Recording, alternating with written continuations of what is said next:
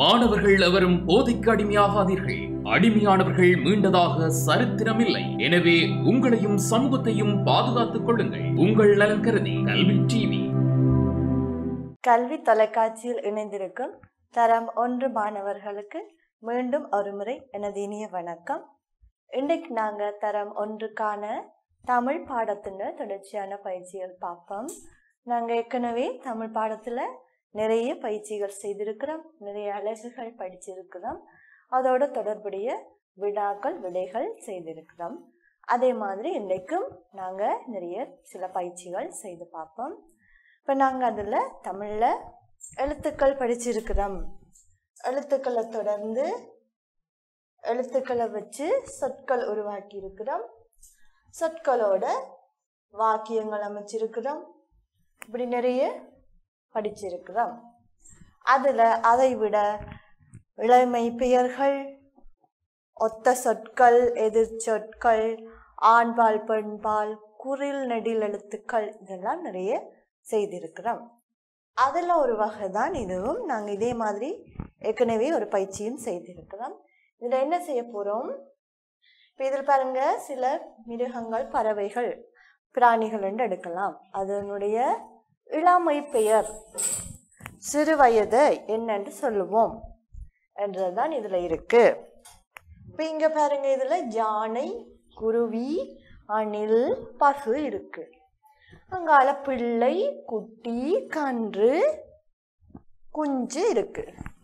இதில் நாங்கள் என்ன செய்ய வேணும்? இப்போ இதில் பார்த்தீங்கன்னா தெரியும், யானையின் இளமை பெயரை நாங்கள் எப்படி சொல்லுவோம், அதே மாதிரி குருவியின் இளமை பெயரை எப்படி சொல்லுவோம், அணில், பசு. இப்போ இது உங்களுக்கு யானையின் இளையதை என்னன்னு சொல்லுவோம்? யானை, குட்டி என்று சொல்லுவோம். இப்போ இங்க என்ன குட்டி இருக்கு, குட்டியோட தொடர்படுத்து. குருவி ஒரு பறவை. இப்போ குருவி என்னன்னு சொல்லலாம்? இங்க குருவி, குஞ்சு. அடுத்தது பாருங்க அணில். இப்போ இங்க பாருங்க அணில். அணிலை நாங்கள் என்னென்று சொல்லுவோம்? அணிலின் சிறியது பிள்ளை என்று சொல்லுவோம். அணில், பிள்ளை. இப்போ இதில் பிள்ளை இருக்கா? அங்கே பாருங்க, முதலாவதா இருக்கிறது பிள்ளை. அடுத்தது பாருங்க பசு. பசுவை என்னன்னு சொல்லுவோம்? பசுவை நாங்கள் கன்று என்று சொல்லுவோம். பசு, கன்று. இப்போ இங்க கன்று இருக்குது, சரியா? இப்போ நாங்கள் யானை, குட்டி, குருவி, குஞ்சு, அணில், பிள்ளை, பசு, கன்று, இவ்வளவும் சரியா தொடர்புபடுத்தி இருக்கு. அடுத்தது பார்ப்போம். ஒரு இடைவெளி நிரப்புறது. இங்க கருப்பு, தோகை, வேகமாக, யானை, முட்டை, இவ்வளவும் இருக்கு. இப்போ இதில் இடைவெளிக்கு பொருத்தமானதை எழுத போகிறோம். பாருங்க, முதலாவது கேள்வி, பறவைகள் டேஷ் இடும். பொதுவாகவே பறவைகள் என்ன செய்யும்? பறவைகள் முட்டை இடும். நாங்கள் என்ன செய்வோம்? முட்டை எழுதுவோம். உங்களுக்கு விடைகளும் தரப்பட்டிருக்கு. விடையில பாருங்க, முட்டை இடும். இரண்டாவது முயல். இங்க முயல் என்ன செய்ய போகுது? முயல் டேஷ் ஓடும். முயல் என்ன செய்யும்? முயல் வேகமாக ஓடும். அடுத்த பாருங்க, மூன்றாவது மயில். இப்போ இங்க மயில் டேஷ் அழகானது. இப்போ மயில்ல என்ன அழகானதா இருக்கும்? மயிலினுடைய தோகை மிகவும் அழகானதா இருக்கும். மயில் தோகை விரித்து ஆடும்போது அழகா, பார்ப்பதற்கு அழகா இருக்கும். ஆகவே மயில் தோகை அழகானது. அடுத்தது நான்காவது பாருங்க, காகம். காகம் டேஷ் நிறம். இது உங்களுக்கு தெரியும் என்ன? காகம் கருப்பு நிறம். அடுத்தது ஐந்தாவது யானை. யானை தான் என்ன பெரிய மிருகம். இப்ப பாருங்க, பறவைகள் முட்டை இடும், முயல் வேகமாக ஓடும், மயில் தோகை அழகானது, காகம் கருப்பு நிறம், யானை பெரிய மிருகம். இப்ப நாங்க இதுல இருக்கிற விடைகளுக்கு கேள்விகளுக்கு ஏத்த பொருத்தமான விடைகளை இடைவெளியில சரியா எழுதியிருக்கிறோம். அடுத்தது பாப்போம். இங்க ஒரு தொடர்பு படுத்துறது பாருங்க. வானம், கொக்கு, மாம்பழம், கத்தரி, யானை. இப்ப அங்கால மஞ்சள், கருப்பு, நீலம், வெள்ளை, ஊதா நிறம். அதெல்லாம் என்ன நிறங்கள். இப்ப இங்க பொருத்தமான நிறத்தை இந்த தரப்பட்ட இந்த பொருட்களோ அல்லது விடயங்களோட தொடர்படுத்த போறோம். இப்ப வானம் என்ன நிறம்? எங்களுக்கு தெரியும், வானம் நீல நிறம், அதுல வெள்ளை முகில்கள் காணப்படும். வானம் நீலம். இரண்டாவது பாருங்க, கொக்கு. இப்ப நாங்க கொக்கு என்ன நிறம் என்று எடுப்போம்?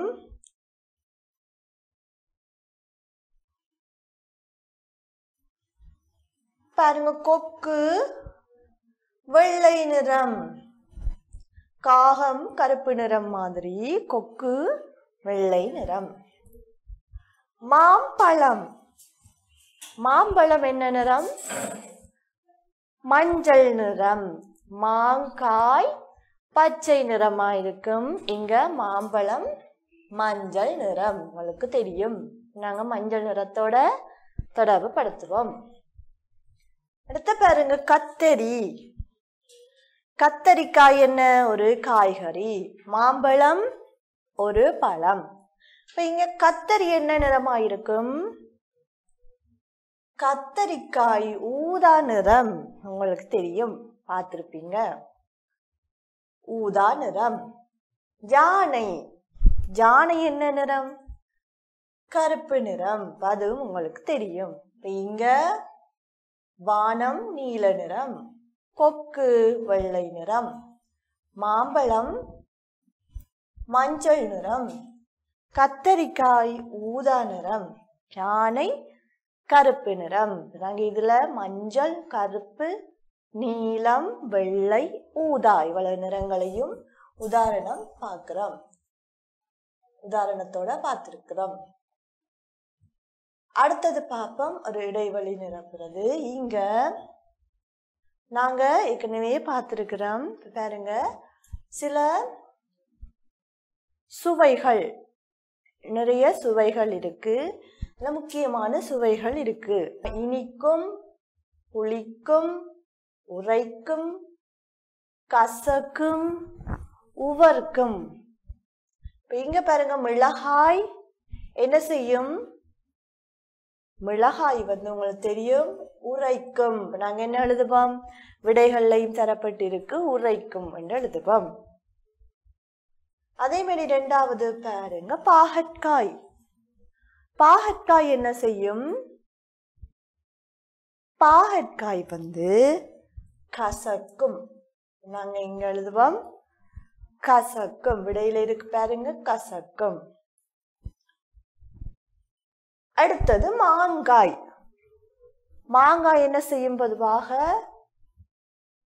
புளிக்கும். மாம்பழம் இனிக்கும், ஆனா மாங்காய் புளிக்கும் எடுப்போம். மாங்காய் புளிப்பு சுவையுடையது. அடுத்தது கரும்பு. இப்ப உங்களுக்கு தெரியும், கரும்பு என்ன செய்யும்? சாப்பிட்டு இருப்பீங்க.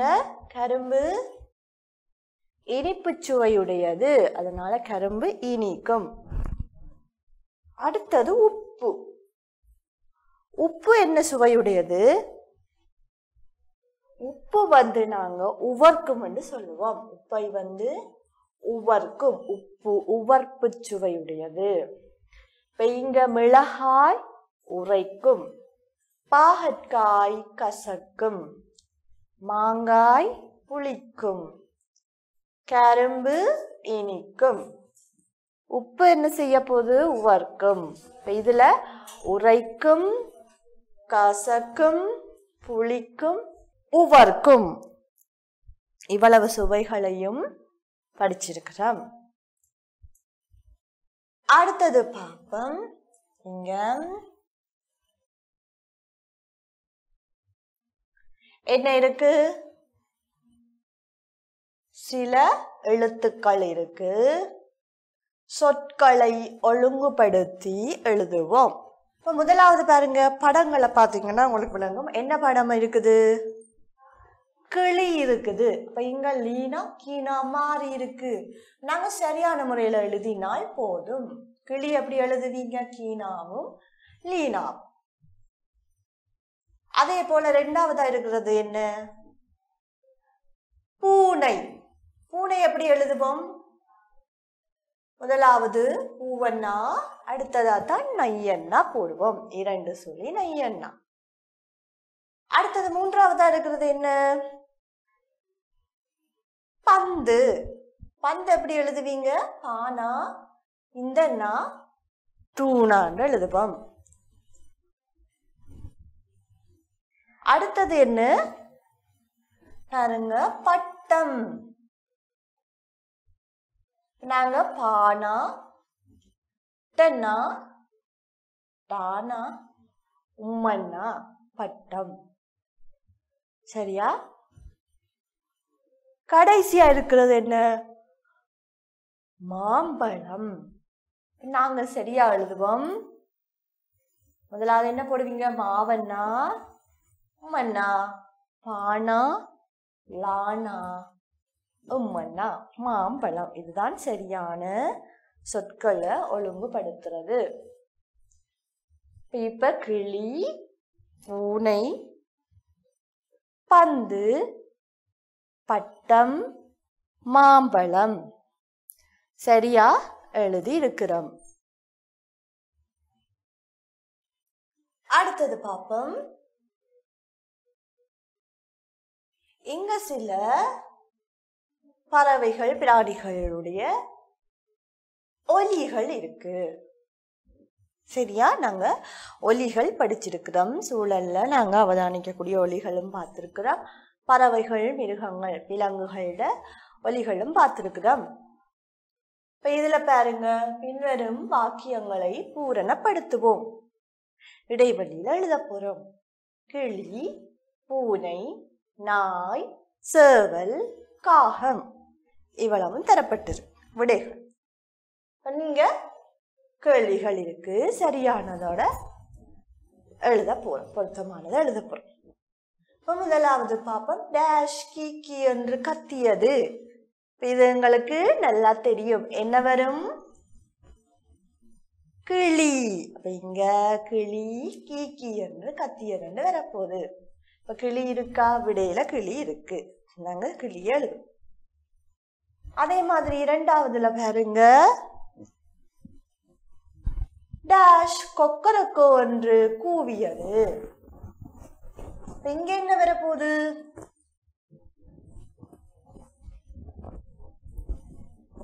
பாருங்க, சேவல் இருக்குது. உங்களுக்கு தெரியும், சேவல் கூவும்.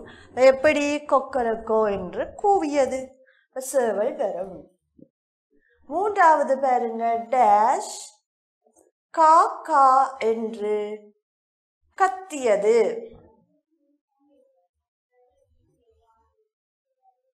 இப்ப இங்க என்ன வரப்போகுது?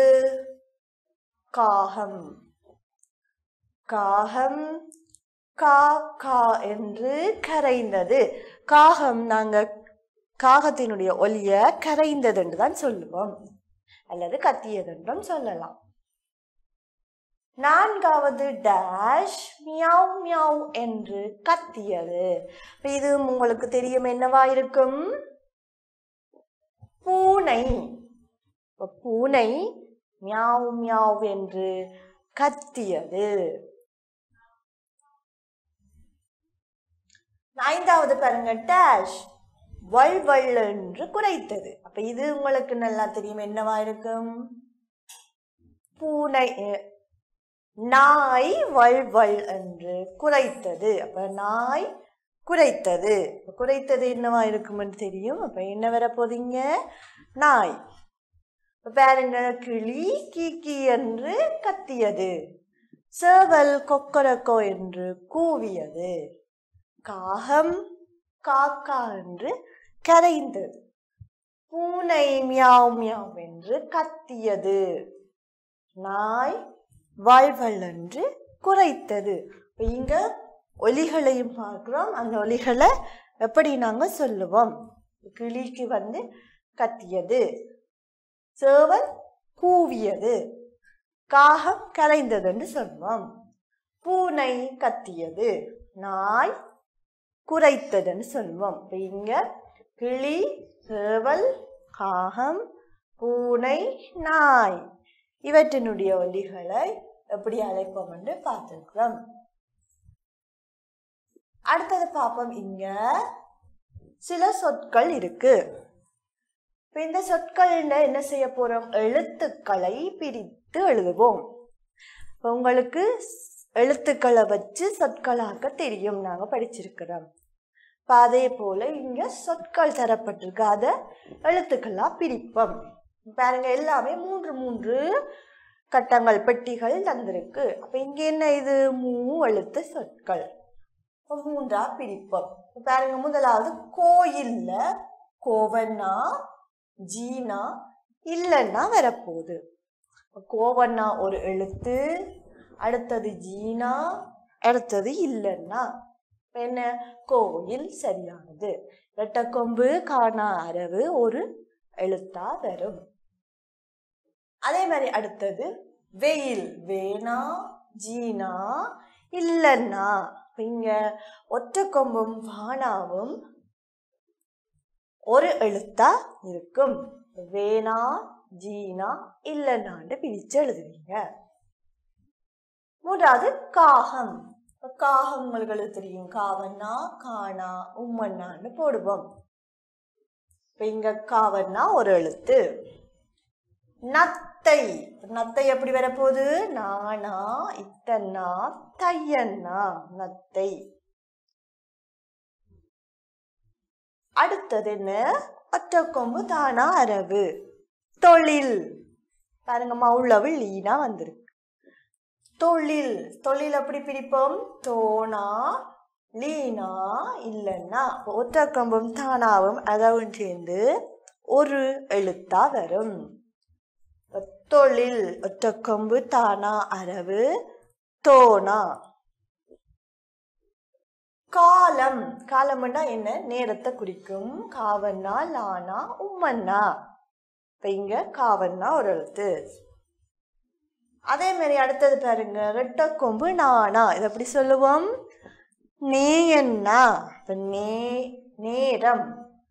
நேயன்னா டானா உம்மன்னா நேரம். ரெட்டக்கொம்பும் நானாவும் ஒரு எழுத்து. அப்ப நேயன்னாவை எழுதுவோம். பாட்டு, இது உங்களுக்கு எழுத தெரியும். பாவன்னா இட்டன்னா டூனா பாட்டு. நாங்க இப்ப சொற்களை தனித்தனி எழுத்துக்களா பிரிச்சிருக்கிறோம். எழுத்துக்களை ஒழுங்குபடுத்தி சொற்களாகவும் செய்திருக்கிறோம். முதலாவது என்ன பிரிச்சிருக்கிறோம்? கோயில். அதுல பாருங்க, ரெட்டக்கொம்பும் காணாவும் அரவும் வந்திருக்கு. அதை நாங்க எப்படி சொல்லுவோம்? கோவன்னா. அடுத்தது வெயில், ஒற்றைக்கொம்பும் வானாவும். அதை எப்படி சொல்லுவோம்? வேணா. காகம், நத்தை. தொழில், தொழில்னா நாங்க செய்யற ஒரு வேலை. தொழில். ஒற்றைக்கொம்பும் தானாவும் அரவும். இந்த எழுத்தை எப்படி சொல்லுவோம்? தோனா. காலம், நேரம். ரெட்டக்கொம்பும் நானாவும் இருக்கு. இது எப்படி சொல்லுவோம்? நேயன்னா. பாட்டு. இவ்வளவு சொற்களும் இங்க நாங்க தனித்தனி எழுத்துக்களா பிரிச்சு எழுதியிருக்கு. அடுத்தது பார்ப்போம். இங்க அறிவுறுத்தலுக்கு அமைய விடை அளிப்போம். இப்ப இங்க முதல் 3 பிராணிகள் இருக்கு. முதலாவதாக செல்லும் பிராணியை சுற்றி வட்டமிடுக. இரண்டாவதாக செல்லும் பிராணியின் கீழ் கோடிடுக.